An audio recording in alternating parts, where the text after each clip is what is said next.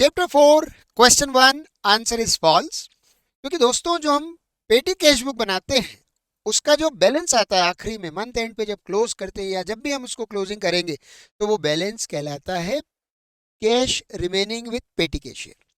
वो होता है cash in hand with petty cashier, जिसको हम बैलेंस शीट में एसेट साइड पर कैश एंड बैंक बैलेंस के अंदर दिखाते हैं।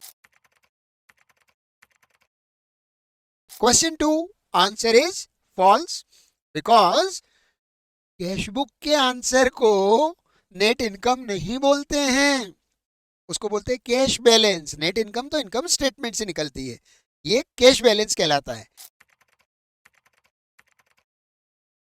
Question 3 the answer is again false क्योंकि आपकी कैश बुक का जो बैंक कॉलम है वो कोई भी बैलेंस शो कर सकता है, डेबिट या क्रेडिट। अगर आपका डिपॉजिट ज्यादा है तो वो डेबिट बैलेंस शो करेगा, अगर आपका विड्रॉल ज्यादा है तो वो क्रेडिट बैलेंस शो करेगा। Question 4 answer is false because cash का बैलेंस हमेशा डेबिट होगा, पॉजिटिव होगा। कैश कभी नेगेटिव में नहीं हो सकता। तो कैश में हम ऐसा स्टेटमेंट नहीं दे सकते कि इट में शो डेबिट और credit both balance. Cash debit balance show करेगा, या तो कैश जीरो होएगा दोस्तों या डेबिट बैलेंस होगा, क्रेडिट बैलेंस कैश का नहीं हो सकता। क्वेश्चन 5 आंसर इज फॉल्स क्योंकि कैश बुक में डिस्काउंट कॉलम्स को बैलेंस करते ही नहीं, तो डेबिट बैलेंस क्रेडिट बैलेंस का सवाल ही नहीं उठता। डिस्काउंट का कॉलम आपको कैश बुक में दोनों तरफ मिलेगा, डेबिट में भी क्रेडिट में भी। दोनों का अलग अलग टोटल लगाते हैं, दोनों के अलग अलग लेजर बनते हैं और दोनों सेपरेटली ट्रायल बैलेंस में जाते हैं, तो बैलेंसिंग का तो सवाल ही नहीं उठता। क्वेश्चन 6 आंसर इज ट्रू क्योंकि अगर आपको कहीं से एक चेक मिला और आपने उसे किसी को एंडोर्स किया, राइट, तो उसकी एंट्री आपको अपनी कैश बुक में दोनों तरफ लेना पड़ेगी। पहले जब वो चेक आया at that time you will put it on to the debit side, और जब वो चेक आपने किसी को एंडोर्स किया तब आप उसे क्रेडिट साइड पे लिख के कैंसिल करोगे। Question 7 answer is false because crossed cheque जो होता है वो कभी भी काउंटर पे एनकैश नहीं होता। क्रॉस्ड चेक अकाउंट पे ही जैसा होता है, बैंक में अकाउंट में पैसा आएगा। हाँ, बेरर चेक अगर है तो उसका पैसा आपको काउंटर पे मिलता है। Question 8 answer is false because cash book जो है it plays double role. Cash book एक सब्सिडरी बुक भी है और अपना खुद का लेजर भी। इसको बोलते हैं cash book is a journalised ledger, right.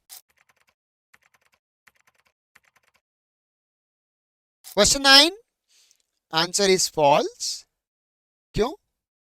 Trade discount लिखते ही नहीं भाई बुक्स में। Trade discount received is debited and allowed is credited, कोई बात ही नहीं है। ट्रेड डिस्काउंट लिखना ही नहीं तो डेबिट क्रेडिट का तो सवाल ही नहीं उठता।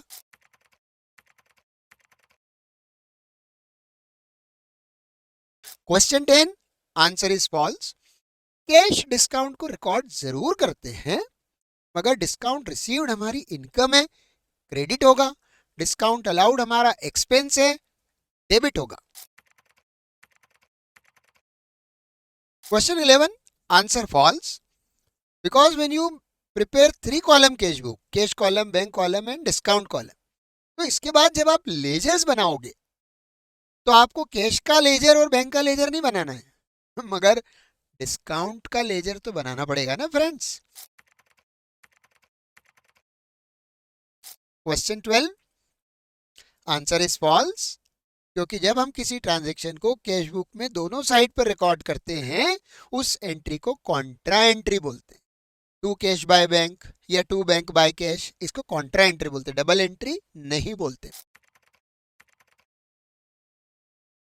Question 13 answer is false because जो डिस्काउंट हम प्रॉम्प्ट पेमेंट के लिए अलाउ करते हैं किसी कस्टमर को वो कैश डिस्काउंट कहलाता है, ट्रेड डिस्काउंट नहीं कहलाता। क्वेश्चन 14 आंसर इज फॉल्स क्योंकि जो डेबिट साइड पे आपका डिस्काउंट कॉलम है ना फ्रेंड्स, वो कौन सा डिस्काउंट है? वो डिस्काउंट अलाउड है।